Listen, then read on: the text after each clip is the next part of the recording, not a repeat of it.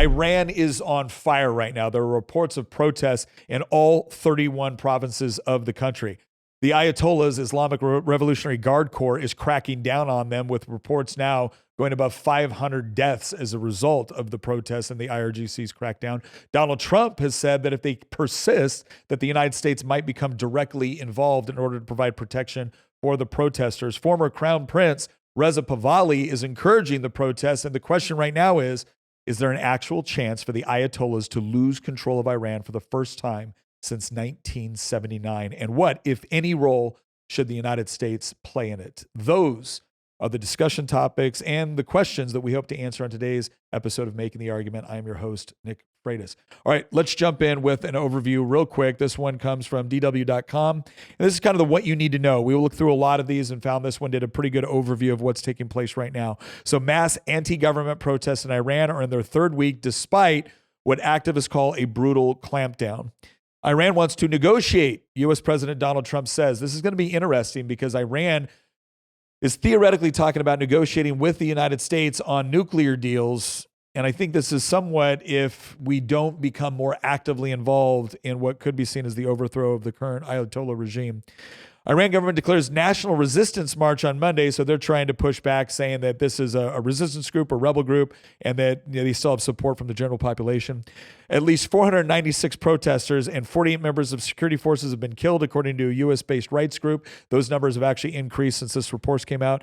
Diaspora Iranians protest in cities across Europe, to include in Los Angeles, where somebody decided to ram into one of those protests with a U-Haul. Is Israel's Netanyahu and Saar voiced support for the demonstrations? That should be expected. Tehran wants the U.S. troops in Israel warns that U.S. troops in Israel will be targets if the United States strikes. They've warned this all before, and they've made good at it sometimes. And we're going to talk about the force that they actually use to make good on their strikes against both Israel and the United States. Iranians are cut off from the world amid an internet blackout that has been in place for over 60 hours. So not only have they started to cut down the traditional infrastructure with respect to internet in Iran, but they're also starting to use military jamming technology against Starlink, because our good buddy Elon Musk has been making sure that Iranians can still get their message out and show what's actually going on the ground. And the reports are emerging of hospitals being overwhelmed. So that's kind of a once over the world. I also want to show you this map right here. I'm going to hit play right now. What this does is this kind of takes us from December 29th, where the protests started kicking off, all the way to the 9th of January. So it's a couple days back. But this will give you an idea as you look at this map on where the protests are taking place and how many of them have popped up. And you kind of see the spread as it takes place. So you see some of the areas that you might expect in Tehran and some other areas. And now the other thing too is you look here on the confidence level. The confidence level is how sure are they that the protests are actually taking place? Because there's a lot of conflicting reports. The government obviously has a motive to suggest that these are isolated and not as big as it's being led to believe. The other side has a motivation to make it look like it may be bigger than it actually is. We're trying to get to the truth of what is actually taking place. So this, again, coming from Newsweek, which I'm not a huge fan of Newsweek, but they have the high, medium, low. So if you see the green, that's high, yellow, medium, red, low confidence that the protest is going on. But we also need to recognize something else, and that is a lot of the mainstream media has been giving nowhere near the coverage that this deserves on the international stage. So keep that in mind. But this map is powerful. This will show you where the protests have been taking place. You kind of see early on, really starts to kick off all over the country. They're not isolated in a particular region. And this is where we are today as more reports start to come in. All right. This area down here where you don't see as much activity, much lower population centers, much more rural, kind of a big desert areas in some of these places. But this is where you have population, you appear to have lots of protests going on. And this is said that Iran says over 100 officers killed as protesters defy government crackdown. So this is the part where it's important to understand that in Iran, you kind of have three levels of security, right? You have their police force, you have their military, their national military, and then you have the IRGC, which is the Islamic Revolutionary Guard Corps. And I'm going to go into some specifics on that because this is the element you need to know about. This is the one that the Ayatollah, right, that the revolutionary government utilizes to maintain control, to crack down on dissent, to engage in overseas terrorist operations. It's the IRGC, it's Quds Force. We're going to explain kind of what all of that means and give you a little bit of history and breakdown so you can understand why they are the threat and why they are the force that would be used to attack the United States, Israel, as well as protesters within Iran. Trump says Iran proposed nuclear deal talks as U.S. weighs military action. Isn't it interesting that Iran, which, not too long ago was telling the U.S. to go pound sand, they would pretty much develop what they wanted to develop. Now, again, we want nuclear power for purely peaceful means. Sure you do. Sure you do, sport. Obviously, this led to a coordinated strike between Israel and the United States on Iran's nuclear capabilities. The Israelis pulled off like an absolutely masterful strike on all of the air defense, so that all that the United States air power was really need for was the special munitions and aircraft that we have that made kind of the bunker busting capability with respect to attacking those nuclear facilities capable. So the Israelis provided a lot of the intel, but they also provided, believe me, we have our own significant intel assets covering down on Iran, but they provided that initial strike that essentially made it far safer for our bombers to be able to go in and complete their mission. So what's important to understand about this is this was not only important from the standpoint of making sure that Iran knew we were serious about interfering with their desire to have a nuclear weapon, but it also said that President Donald Trump would be trusted by the American people to launch targeted strikes in order to achieve U.S. strategic objectives, right? It wasn't this idea. You had all these people like wringing their hands like, oh my gosh, we're going to invade Iran and it's going to be Iraq and Afghanistan all over again. Trump didn't do any of that. He struck very specifically at the targets that he needed to. It's not the first time Trump has struck back, not only against Iran specifically, but the IRGC. When you look at the assassination of Soleimani, the guy that masterminded the attack on the U.S. Embassy in Baghdad, that was another case of Donald Trump saying, look, I don't need to invade your entire country and spend 20 years trying to set up a parliamentary democracy. I'll just go after the people that were responsible for attacking U.S. troops or threatening U.S. interests. And that did send a very powerful message. And when he followed it up with going after their nuclear infrastructure, Iran knows at this point that dealing with Trump is not dealing with Obama. It's not dealing with Biden. It's not even dealing with Bush. You are dealing with someone that will selectively and surgically use U.S. power against either the direct target that we need or the very specific generals and political leaders that are pushing these policies. And that's important because it makes the whole thing much more personal for the Iranian government, right? Donald Trump's not going to go in there and launch an invasion and kill a bunch of 19-year-old draftees into the Iranian military. No, he's going to go after the people that are really the problem. And that's a very useful strategy to have because it actually brings people to the negotiating table. The question is I think the Iranian government may have overplayed their hand at this point, in part because they've repeatedly lied about their objectives and what they will do. They always think they can just wait out a U.S. administration, wait for somebody weaker, and then just do whatever they want. Now they recognize that they might not survive this administration because of the protests that are going on within their own country. I would remind everybody that protests similar to this took place under the Obama administration when we were still fighting the Iraq war, and Obama didn't really do anything to help. He provided like the most base level of like, hey, yes, we believe in freedom of speech. Well, thanks for that. And the IRGC was able to put down the protests that were taking place. So Trump is weighing in on this, and he's doing so right after taking out Maduro in Venezuela. So there's no question in the minds of the Iranian government that if Trump says he's going to act, he can do so. He can do so effectively, and he can do so very surgically in a way that the American people, war-weary as we are, weary as foreign entanglements as we are, will still support. And that is a very, very important component to the entire negotiating process. I want to show you a couple of clips from the protests that are going on so you can see that these are significant. This is not just a couple of people with signs. Right? This is not a no kings protest, right? In some of these areas where it's just a bunch of, elderly, aging hippies protesting. So here, let's see this video. I mean, you can see this is tens of thousands of people all over the city protesting in some of these areas. And you notice, it's not like they're looting, right? There's a bonfire here, but it's not like they're just randomly looting, the So it looks nothing like a BLM protest, right? They're not hurting innocent people. They're not looting stores of their friends. They're not doing anything, but they are basically pushing back against the government. There's some other videos that you can find online where there are clashes between them and security forces, but again, no looting of the local coffee shop to try to prove a point. Here's another one where they protesters turn their phone lights on as a symbol of resistance because, again, in some of these places they've tried to cut power, they've tried to cut access to the internet. And this is January 10th, right? So this is what, day before yesterday? This was taking place. Again, that's a significant presence. There's also another clip that has kind of come to symbolize this movement and also call into question, let's just say, the seriousness of feminists in the West. It's a picture of this woman right here. First of all, not wearing a headscarf, which can get you killed in Iran. It can get you killed under the revolution. Not wearing a headscarf, lighting a cigarette on a photo of the Ayatollah that she's lit on fire. Again, you see these crazy women in Minneapolis right now that are protesting ICE collecting illegal immigrants, which, again, if you're in this country illegally, I don't care if you've committed additional crimes or not, ICE still has the authority to go and get you, to detain you, determine that, yes, you are not in this country legally, and then deport you.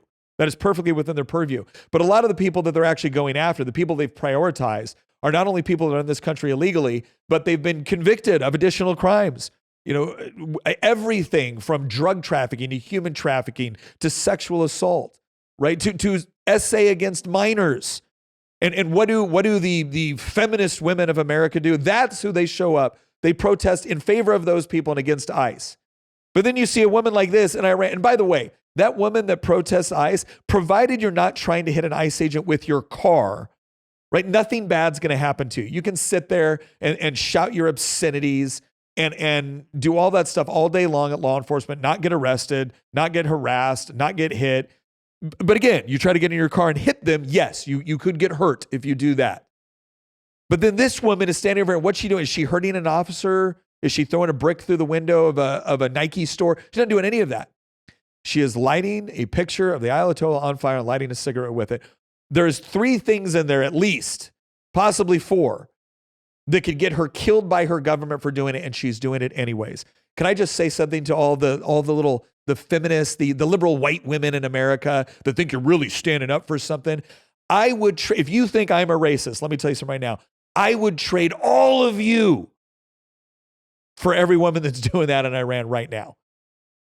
I would trade every liberal white woman protesting ICE for one of her in a heartbeat, because that's someone that actually knows what real courage looks like, not the performative version that you theater kids are engaging in.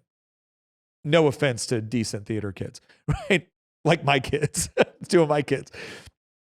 But this woman is actually doing something that requires real bravery, not the fake kind that they're doing. And she's taking real risk as a result of this. But this kind of gives you an overview of, you know, what's going on, the protests that have taken place. Now we're going to get into, again, kind of what's some of the takeaways. What are the reasons for the protests? What is the response to it, et cetera? So key takeaways. This comes from understandingwar.org. Intensification of the Iranian regime's crackdown on protests. The Iranian regime has shifted from labeling protesters as rioters to describing them as terrorists. So there's an important distinction there, because clearly these people are not just, they're protesting. They're not even rioting in the way that we see BLM riot, but they are pushing back directly against their government, which has been horribly oppressive. Again, not oppressive in the sense that they're carrying out legitimate functions of government, like removing people who are in the country illegally. No, this is the government that kills women for not wearing their headscarf in public. Right? That's what they're pushing back against. They're pushing back a government that has failed economically, that has failed socially, that has failed politically, and has kept this whole separate police and military force on hand to oppress people that dissent in any way, shape, or form. Protest activity has continued to take place across Iran amid the Iranian regime's continued nationwide internet shutdown. CTP and ISW has recorded 60 protests across 15 provinces since 0000 local time on January 10th, 25 of which were medium-sized and 8 of which were large. U.S. policy in Iran, U.S. officials told the Wall Street Journal on January 10th that U.S. officials have held preliminary discussions about taking military action. We'll talk more about what that'll look like. Here's where I want to get into the Islamic Revolutionary Guard Corps. The Islamic Revolution is one of the most powerful and feared organizations in Iran, playing central roles in the country's projection of power, internal security, and economy, because the IRGC runs a lot of businesses as well. Following the 1979, Iran's clerical leaders created the IRGC outside and as a counterweight to the country's traditional armed services, which they distrusted. This is important. Okay, this is one of the reasons why when Trump was targeting military strikes, he wasn't targeting the traditional military. He targeted the IRGC. This is one of the reasons why when Israel and Mossad were actually creating the shaping operations that made that strike on their nuclear forces capable, they weren't going after the traditional military. They were going after the command structure of the IRGC, because the IRGC is also in control of the nuclear program, right? So this is important to understand. There's a distinction here. Some of what's going on are shaping operations, because you have to properly distinguish between the traditional military, which still has operated loyal to the government, but has a whole separate history, a whole separate purpose for existing, and a different culture than the IRGC does, right? The Iranian military is typically not called upon to put down riots, that's either the police or the IRGC. The military is different. Israel has conducted, real quick, you need to understand this too. From this 1979 revolution, Iran's clerical leaders created the IRGC, and today it reports directly to Supreme Leader Ali Khamenei, and its size and powers have expanded immensely. Among its many prominent military duties, the Corps operates Iran's formidable ballistic missile arsenal and oversees the Quds Force, an expeditionary arm that partners with Iran's various regional affiliates, including Hamas and Hezbollah. As of 2025, Israel was still engaged in hostilities with both of these militant groups in the Gaza Strip and Lebanon, respectively. So keep in mind, the Quds Force. So you have the IRGC, you have Quds Force. Quds Force is the one that gives equipment, training, direct military support to Hezbollah, to Hamas. So all these organizations which are committing acts of terrorism, not just against Israel, but as a primary target, but also against the United States. By the way, for those that would try to convince you, well, the only reason they attacked the United States is because of our friendship with Israel. Islamic countries have been attacking the United States since our inception. Since before Israel was a country again, they've been attacking the United States. Why? Because we're infidels. When you look at what the Iranian revolutionary country wants, they want a caliphate. They want to return. They want to make the entire world Islamic.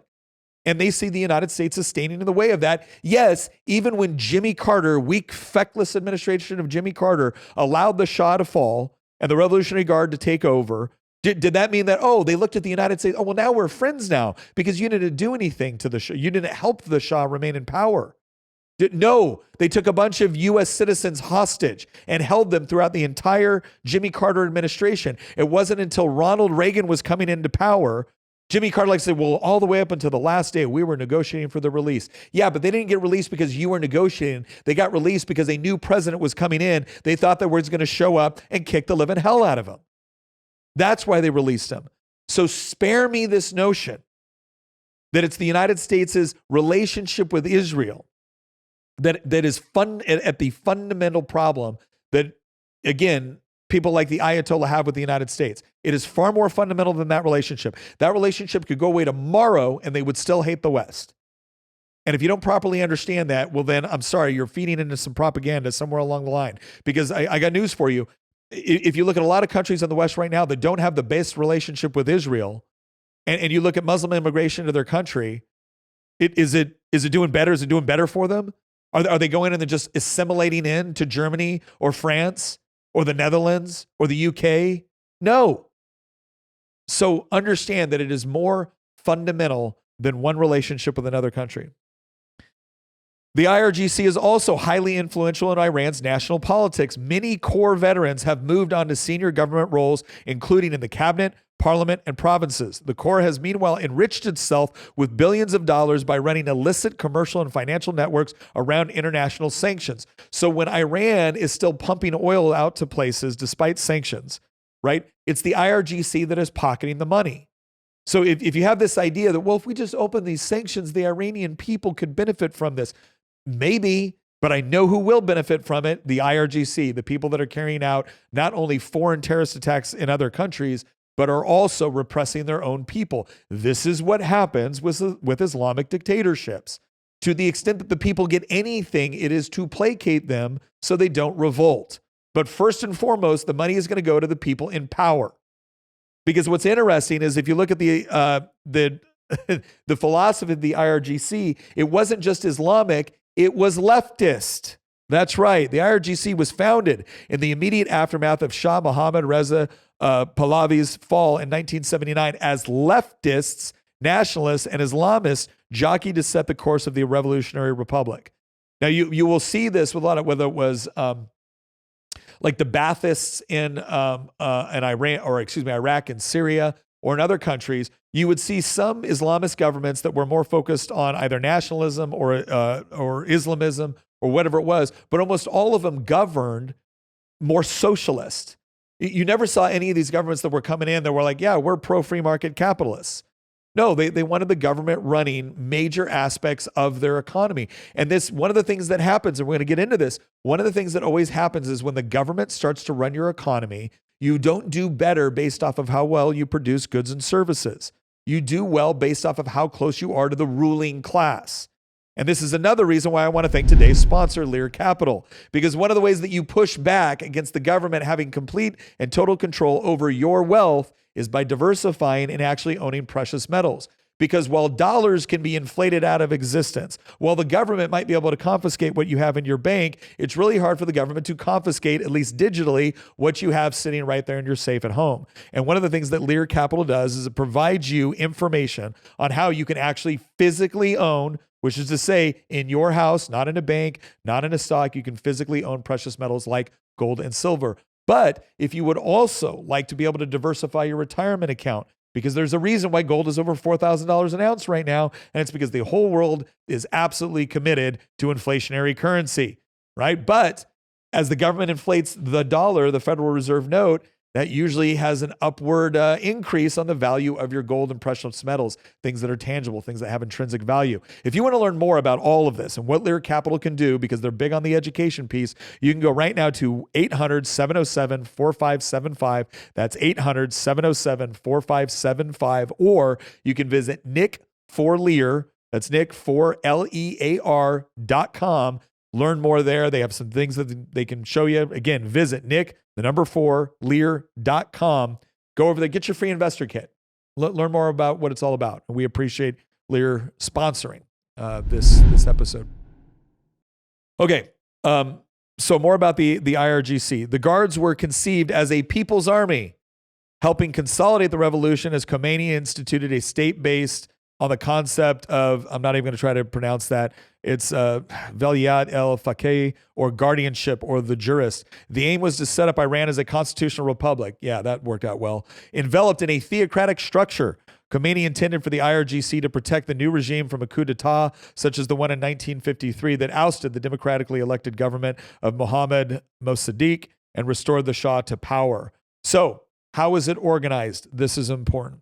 The Iran-Iraq War, 1980 through 88, transformed the IRGC into more of a conventional fighting force with a command structure similar to that of Western militaries. All right, so before it was KGB, wouldn't be a perfect title, but it wasn't structured as more of a military forward unit, right? It was more of an internal security force. But after that war, they relied heavily on the IRGC to fight against Iraq, because Iraq, at the initial stages of the war, in the Iraq-Iran war, Iraq was doing fairly well, and Iran was getting trounced. And so they had to throw more people into the fight. The IRGC started to play a bigger role. So now, highly institutionalized, it remains a force parallel to that of Iran's regular armed forces, with upward of 190,000 troops under its command, according to the International Institute for Strategic Studies. Around half of these personnel are conscripts. Right, so think of a conscript as a draftee, right? The IRGC's branches include ground forces based across Iran's 31 provinces and Tehran, which number more than 150,000 troops, right? So there's a reason why they have them based every province, right? Again, this is the force that the Ayatollah, he doesn't call the parliament, he doesn't call the elected leadership of Iran. He calls his guys directly in order to make sure that his position is safe. The Bazi paramilitary force, which claims it can mobilize more than 600,000 volunteers. Think of this as their reserve forces, their militia forces, things of that nature. Naval forces, separate from the naval branch of Iran's regular military, which have some 20,000 sailors and are charged with patrolling Iran's maritime borders, including the Strait of Hormuz, through which about 1/3 of the world's seaborne crude oil passes each year. There was an incident in the 80s where Iran had started mining the Straits of Hormuz and actually hit a U.S., I think it was a U.S. frigate. The sailors on there did a phenomenal job of getting the frigate back to port, but it actually resulted in the United States Navy basically coming into the picture and sinking, I think, like a quarter of the Iranian Navy in response. It's actually an incredible story. If you want to go learn more about that, go to the Fat Electrician's channel on his like, proportional. It was Reagan's proportional response to what Iran had done. One thing I will just tell you again with the Fat Electrician, I love the guy. He's wonderful, great, brilliant historian. You might not want to watch it with your kids around. He uses some language that is, let's just say, common within military circles. Next, an air force of 15,000 personnel, also separate from a parallel branch of the regular military, which runs Iran's ballistic missile program. Again, so when you're attacking the ballistic missile program like Trump did, right, in a coordinated strike with Israel, you weren't attacking their regular army. You were attacking the IRGC. And a cyber command, which works with IRGC affiliated businesses on military and commercial espionage, as well as propaganda distribution. According to IISS, its precise relationship with state affiliated hackers is unclear. I guarantee you the IRGC is actually running hackers that are constantly going in and, again, either trying to inject harmful viruses into the West. They're trying to engage in corporate espionage. They're also using this to crack down on their own people. So when their own people are going out there or protesting or trying to use the internet, it's this wing of their cyber command, which is going to go in there and try to isolate those people, either try to shut down their messaging or target them for prosecution or torture. As far as the foreign policy role, this is the part I want to go into this. Experts say Iran has attempted to strengthen cooperation within this alliance for recent years.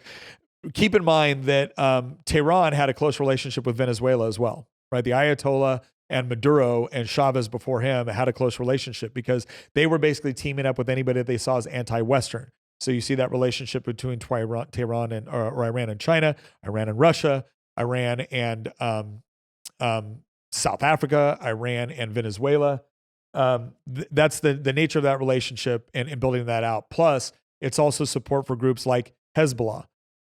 You need to understand that groups like Hezbollah and Hamas, they've been supported by different groups at different times and places because Iran is Shia and most of the Arab world is Sunni. Not all of it, but most of the Arab world is Sunni.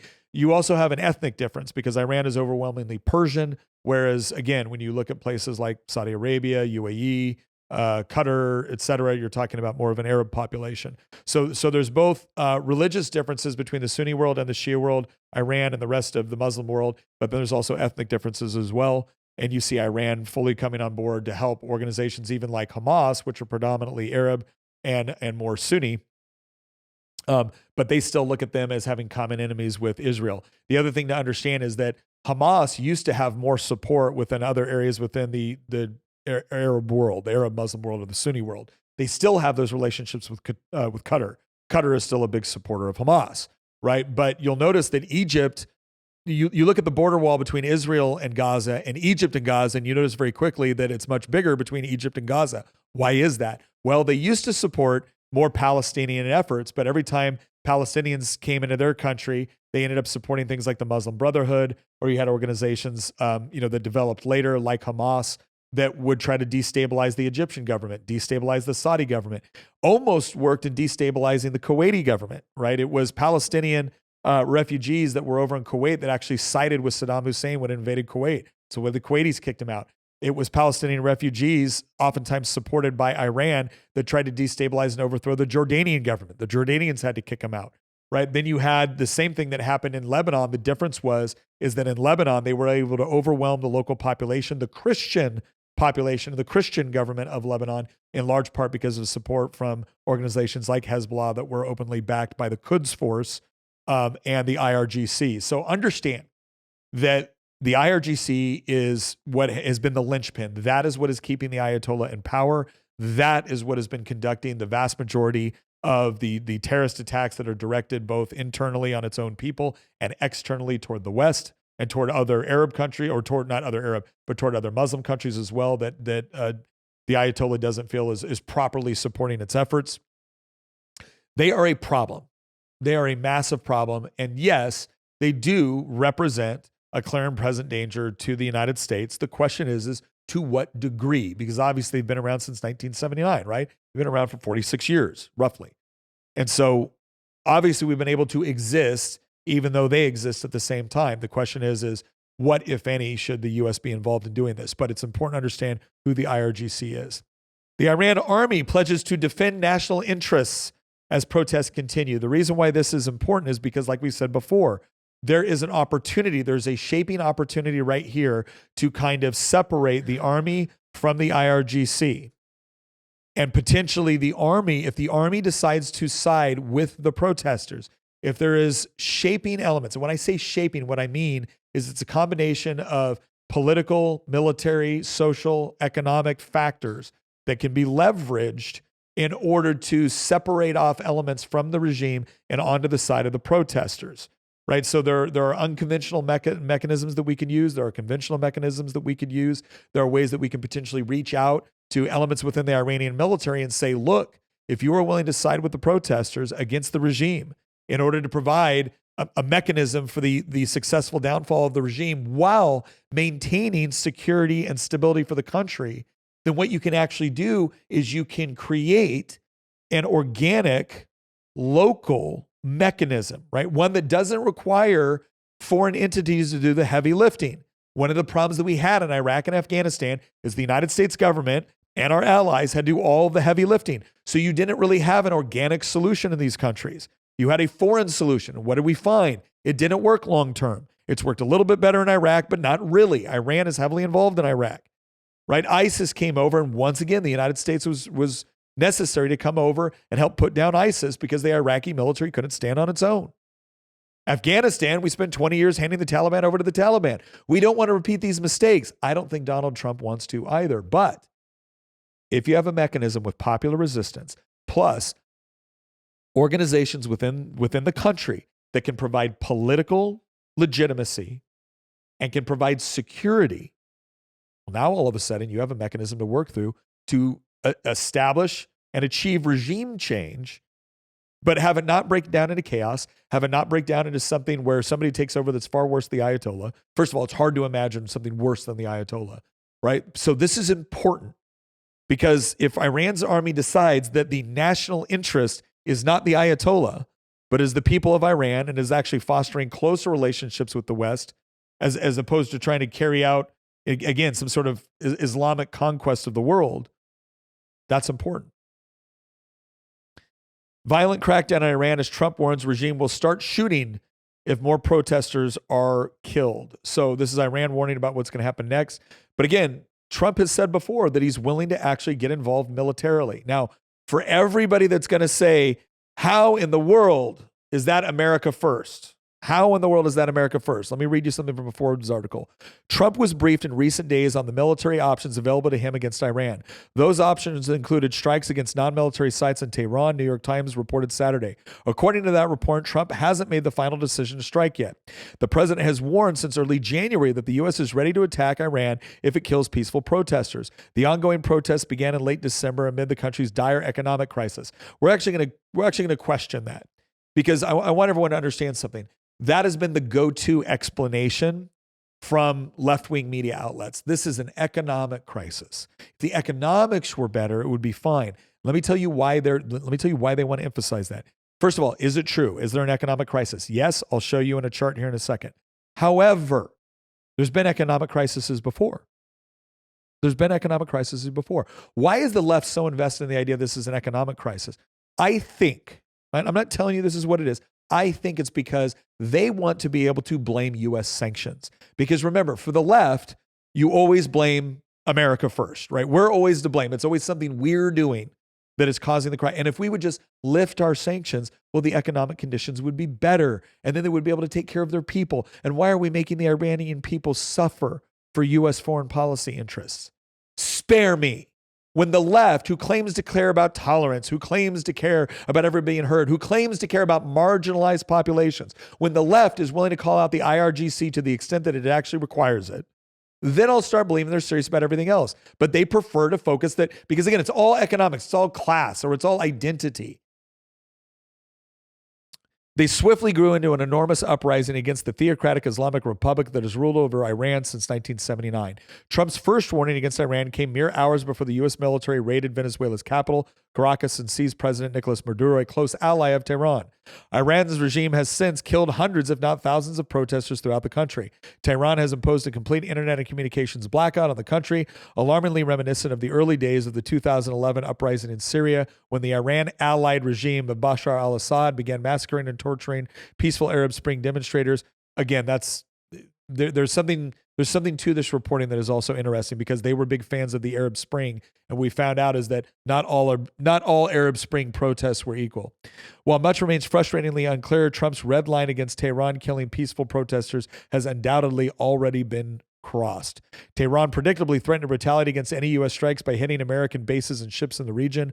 Iran's 86-year-old supreme leader, Ayatollah Ali Khamenei, simplistically depicted the revolt as nothing more than vandals who want to please the U.S. president. More alarmingly, Iran's Attorney General Mohammad Mavadi Azad has declared that anybody participating in these protests is an enemy of God. A capital offense in the Islamic Republic. And when they say it, they mean it. Now, here's to go to the economic crisis in Iran. And look at this, inflation. Isn't it amazing how when regimes, especially centrally planned regimes, but not always, we have our own inflationary problems in the United States, but this is how it always happens, right? The government wants to be able to do something. They don't have sufficient funds to be able to do it. If they tax more, they actually destroy either private investment. And so what do? They start to print money. And the printing of the money works for a little bit because it gives you something to be able to put out there.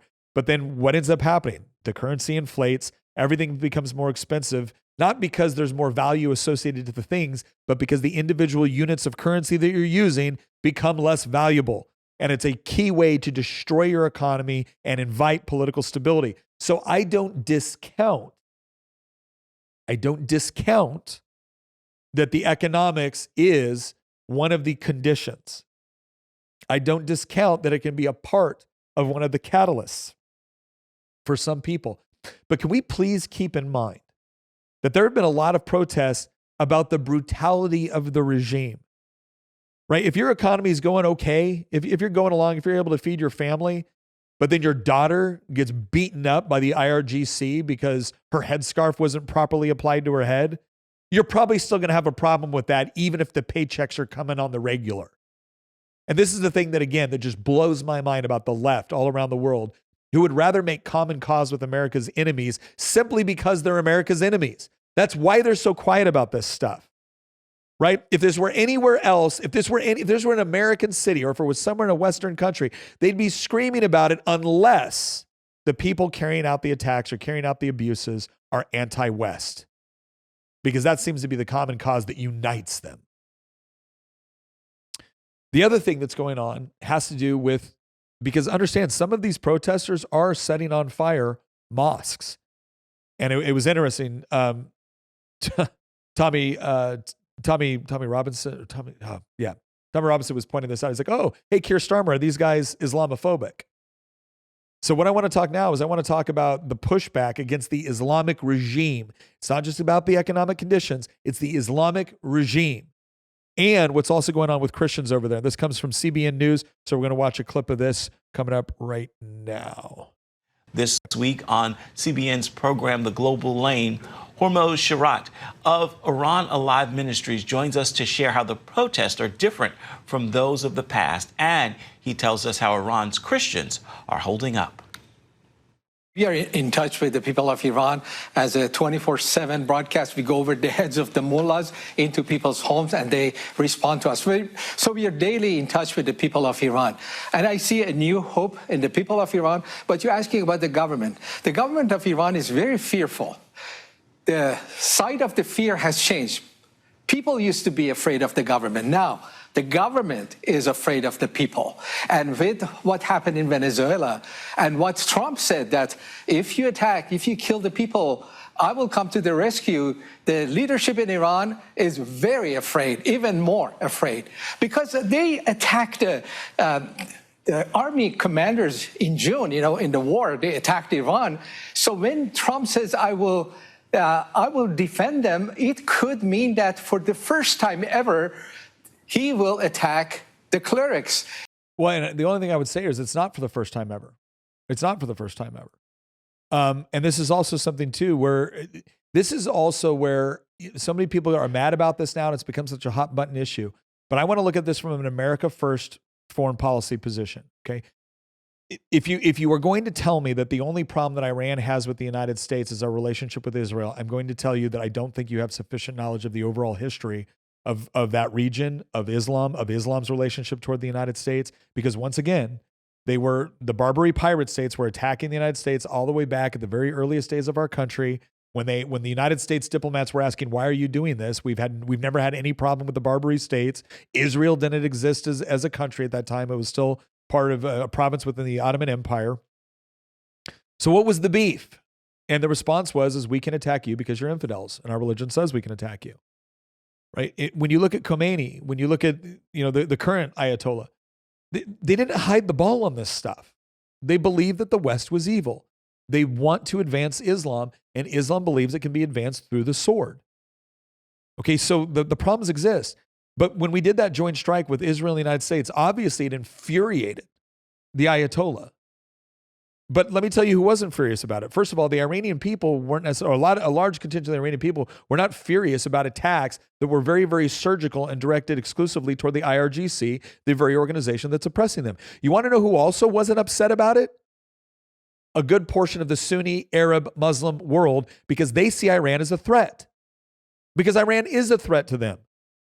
Iran is not satisfied with just having Iran. They don't want to live at peace at home. So it's important to understand here that, again, we sometimes categorize this as Israel versus the Muslim world or Israel versus the Arab world. And that is not a factual statement.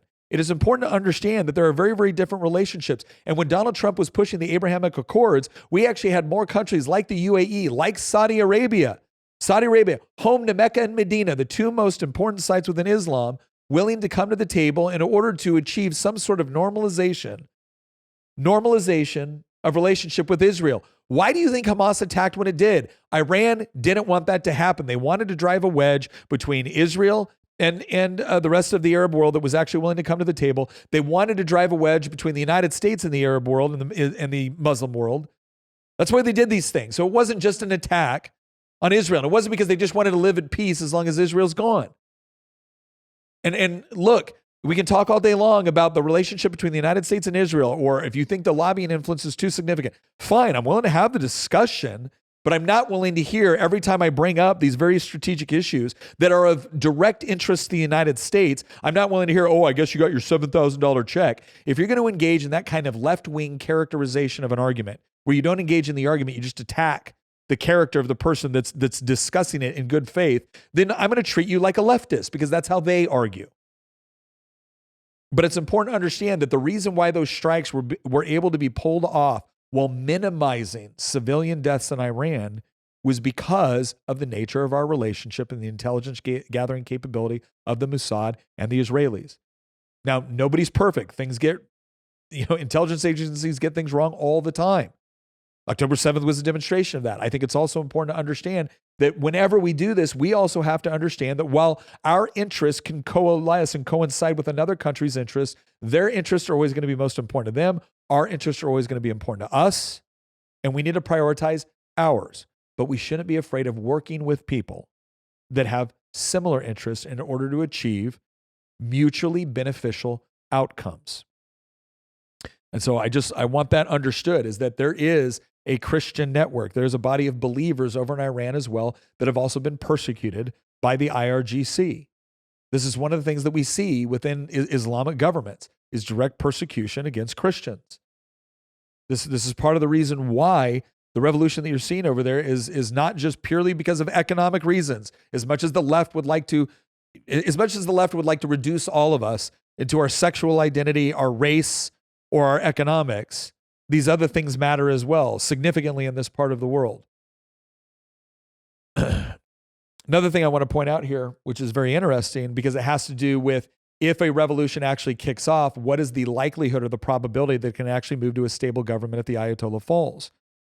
And this came out from the Granada Loyalist on X. He goes, an incredibly interesting observation is that the number of views on Crown Prince Reza Pahlavi's, I think it's Pahlavi's, videos have dropped 30 to 90 million to 3 to 6 million after the internet blackout in Iran. This strongly suggests that the vast majority of the prince's supporters are indeed in Iran. Now, again, there's a lot of other things that you have to take into consideration, but he kind of shows some of the receipts here about it dropping.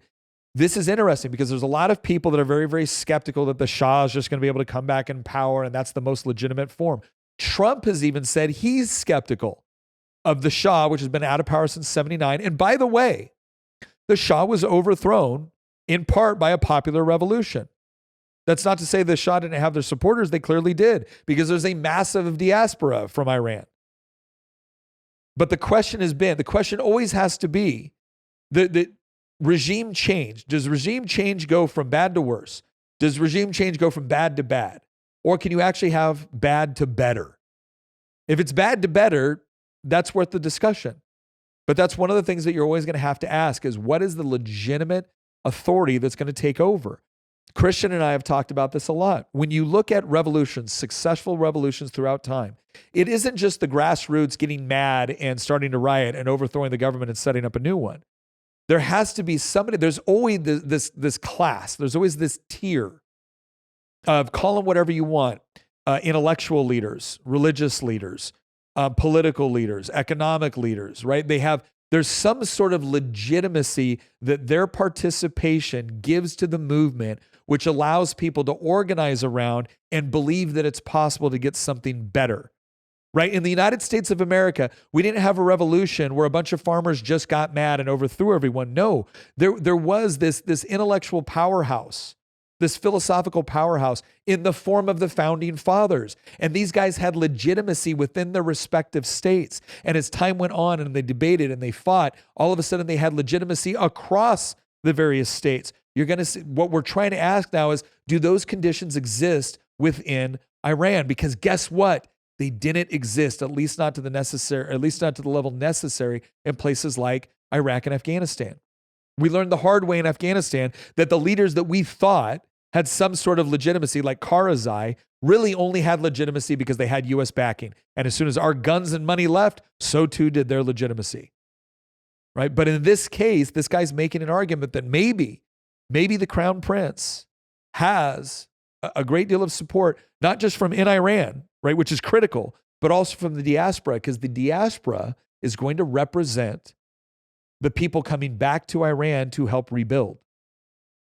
And that's important. We talked about the same thing. Daniel DiMartino and I talked about this on Friday with Venezuela, how important it is for the diaspora, which wasn't living in fear, which was able to establish wealth, which was able to learn things, which was able to build up networks. How do they then go back and then help rebuild their country apart from the Ayatollahs, which have been destroying it? And this is important. I'm not saying that this means that the Shah is going to come back into power. What I am saying is that it could add to a coalition government that can add additional legitimacy as well as a network for foreign investment to come back and help build up and alleviate the economic conditions. We talked about this before with Venezuela.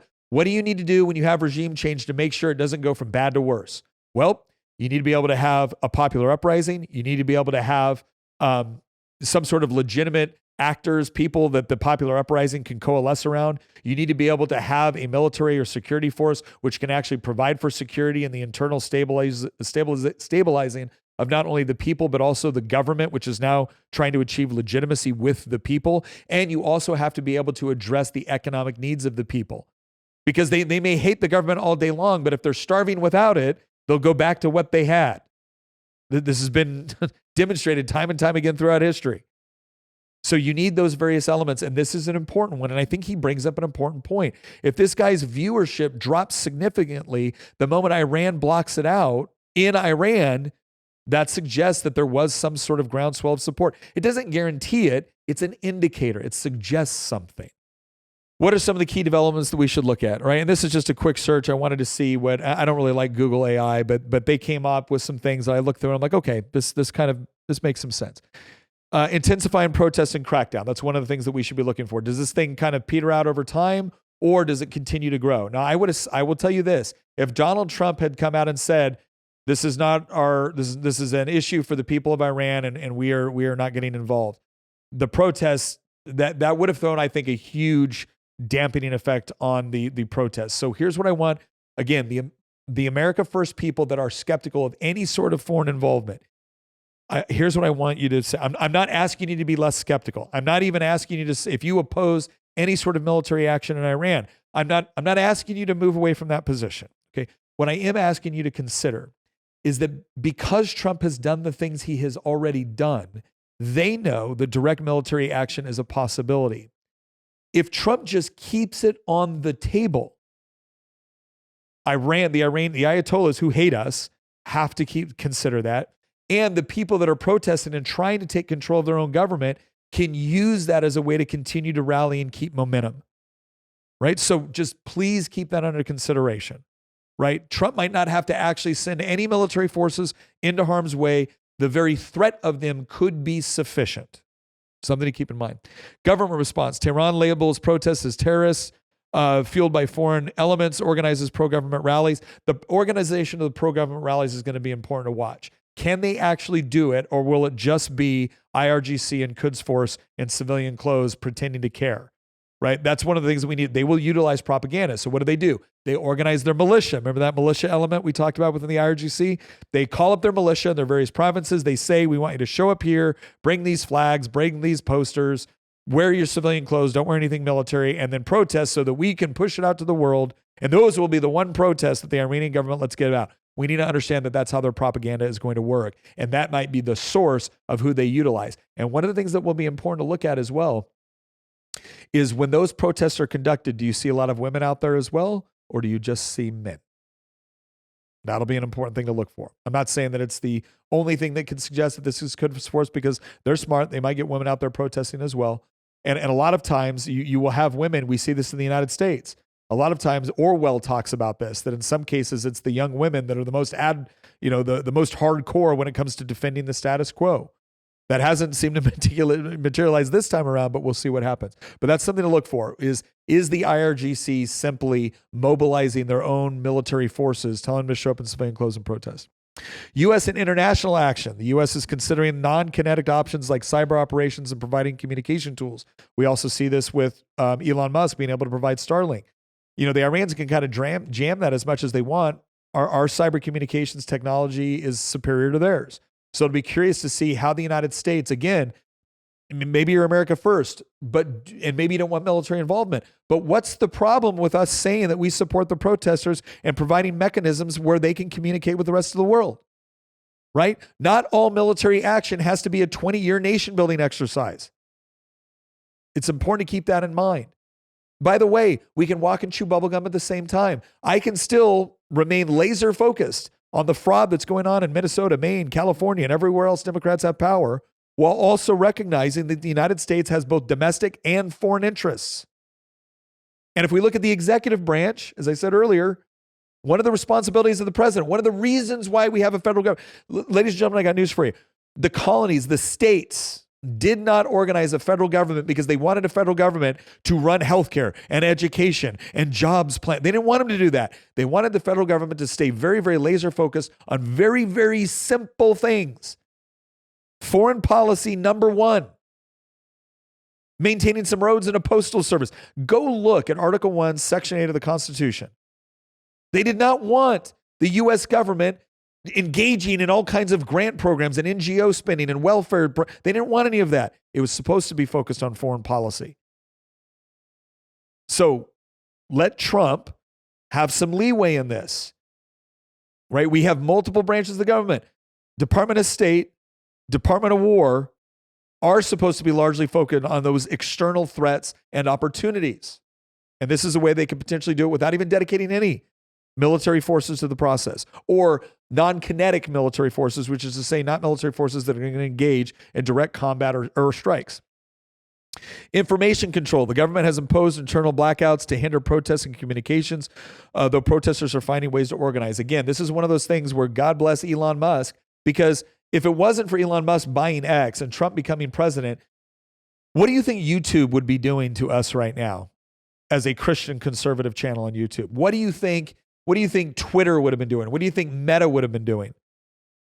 Again, this is one of the reasons why politics matters and who's in charge matters, is because it ends up determining what the flow of information looks like. And oh, by the way, liberals and leftists and communists and Islamists are every bit as free to comment on these platforms as they always were before.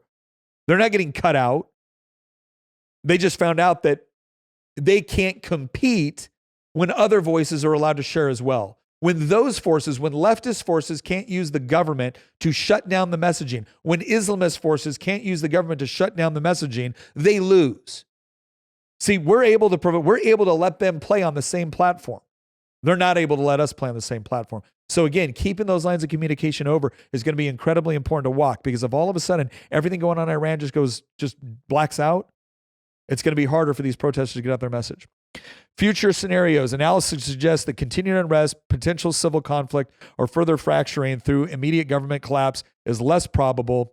The situation is at a critical inflection point. All right, here's what I would say. What's interesting about part of this is I started looking at the map and I started to look at the ethnic breakdown of Iran, wondering like, okay, is there a significant ethnic component to this? Because like in Iraq, you had three major groups that you had to contend with, right? You had Arabs, but then you had Sunni Arabs, you had Shia Arabs.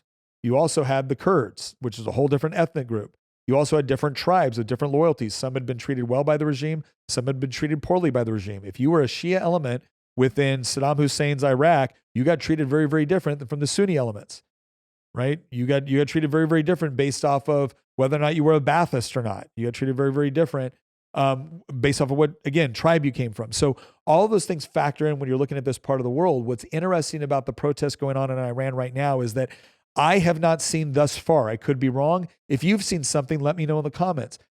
Because it's taking place all over the country, what that suggests is that they're losing their grip everywhere.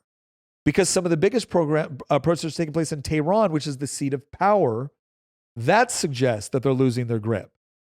Right? Whenever you look at dictatorships, you always realize that they have some people that support the dictatorship because they benefit as a result of it.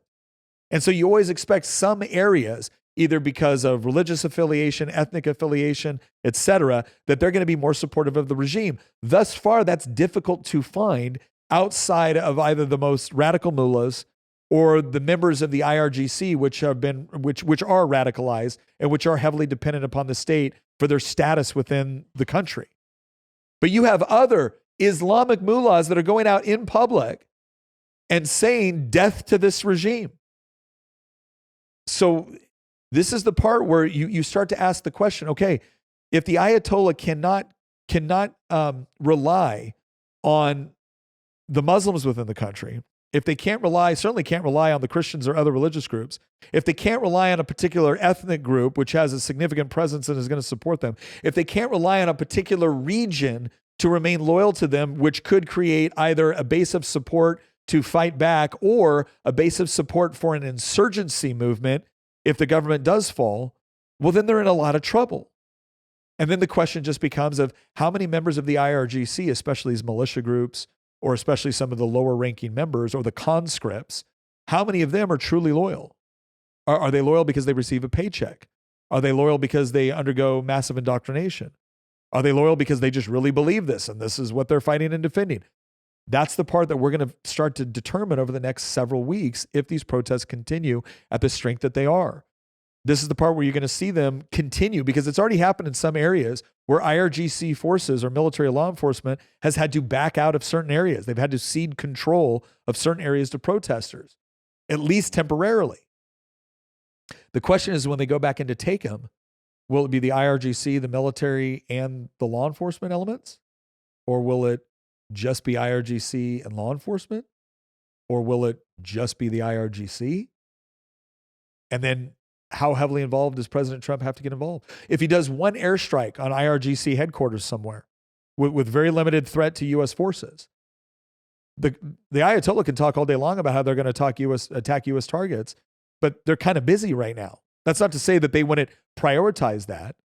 But is that going to have the effect of Donald Trump pulling back or coming down harder? Because if they're on their back foot and they launch an attack to try to go after Americans and it doesn't succeed, or it's very poorly orchestrated, and then Trump comes even harder, look, they've got to consider all this. But the one thing that they know is that if Trump says, I'm willing to do it, he is. He is. And many of these countries, from China to Russia, whether it's Putin, Xi Jinping, Khamenei, they've all been operating off of this assumption that Americans are so war weary after Iraq and Afghanistan, that our unwillingness to get involved more directly in Ukraine, that all of this was an indication that Americans would not tolerate any more foreign adventures. And you know what? I think that calculation is correct to a point. We don't want any more multi-decade nation-building exercises where our men and women are getting killed overseas for no discernible objective. But surgical strikes to help an already mass popular movement that's taking place within the country, I think that's something where the Ayatollah needs to be a little bit careful on what they think Americans are willing to accept. So here's what I would say is kind of the final conclusion, wrapping all this up. There's no question that this protest is very different than the ones that we've seen in the past, the ones that we saw under the Obama administration and others. They seem to have a lot more steam. They seem to have a lot more popular support. There seem to be elements within the government itself which fractures are possible. I'm not saying they're there in significant levels, but it looks like there is something that the protesters could actually rally behind that would give additional political legitimacy. There is a pathway here to where the diaspora and neighboring countries who are very, very interested in the Ayatollah falling, provided that something better comes into play, you could see money coming from other countries. And I don't just mean the United States. I mean the Arab world. Because Saudi Arabia, UAE, they see Iran as a threat.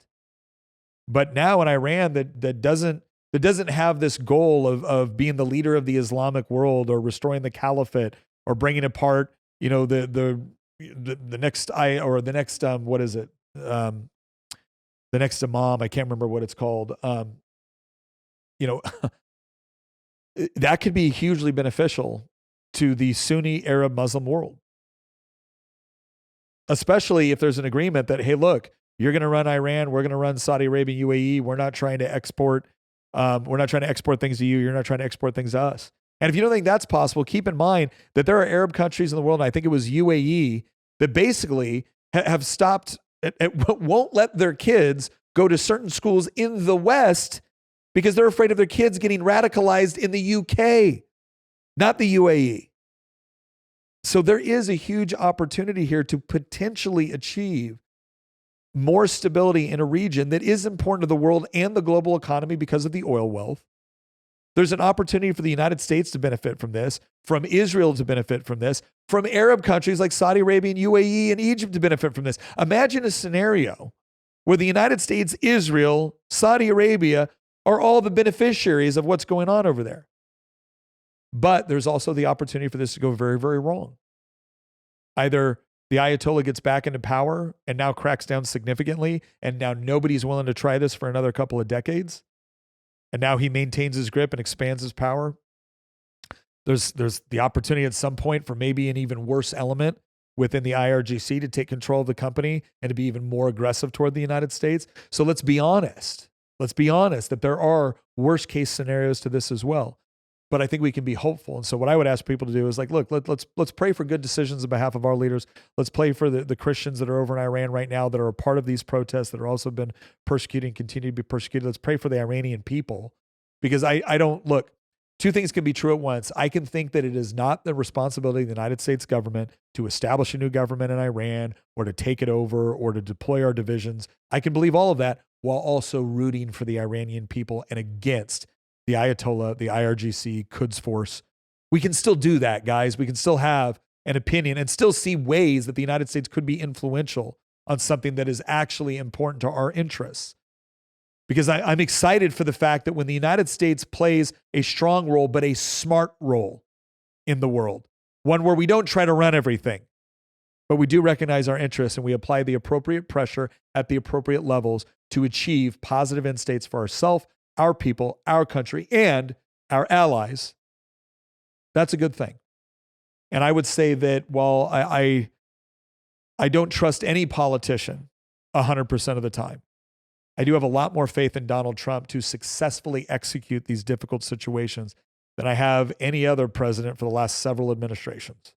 So let's pray for the Iranian people. Let's pray for a good resolution of this. Let's pray that our own political leaders make wise decisions going forward. There's a lot going on both domestically and foreign, and they need help on all of it. Once again, thank you very much. Plus, I want to do a special shout out today. I got a special shout out. We had Rock River Leather Company send us something, and this really meant a lot to us. Wait one second while I get this.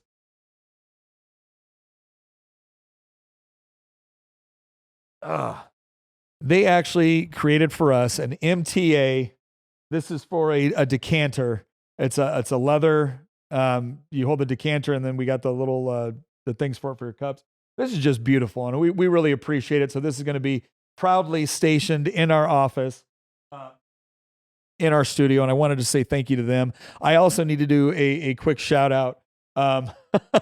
So the question goes, hey men, ladies like to ask, the women will go on social media, I'm like, man, what is the equivalent of flowers but for a guy? And there's a lot of people that give various statements, and a lot of them are funny, but I plan to answer the question very sincerely. And the answer is a freaking sword. Look at this thing. Oh my gosh. I want to say thank you to Dawson. Dawson has done a collaboration with Wesley Huff and Apologia. They do all kinds of everything from cutlery, like knives you can use for cooking, to swords, survival knives. They sent us a survival knife, but they also sent this, a gladius. This is just super cool. I said earlier today on a reel I did, I was like, this makes me want to take back Constantinople. Like, don't you mean Istanbul? Nope. I mean Constantinople. So thank you very much to Dawson and Wes Huff. This is just absolutely beautiful. Again, we'll feature prominently in our studio just as soon as I take it to the pumpkin patch, because I want to just wield this thing so bad. But super cool and very appreciative. I got to tell you, Nate, we got to come up with some better gifts to send people, because we're getting crushed right now. I mean, we'll send out coffee mugs and coffee because that's kind of our thing, but I'm feeling like we need to up our game a little bit. I mean, this is some pretty cool swag. So once again, thank you very much. Plus, I don't know if you know this, but we have a community. You can find the link in the description. If you'd like to join our community, on a lot of these episodes that we do, we will do a pregame, we'll do a postgame. We do live episodes to our community only. We've also got some other things coming out that are going to be community only activities, events, videos. If you're interested in that, come and join it. It's a great way to support the channel as well and everything that we do. Also, please, if you like what we have to say, if you don't like what we have to say, but you find it occasionally interesting, like, subscribe. And once again, thank you for joining us, and we will see you next episode.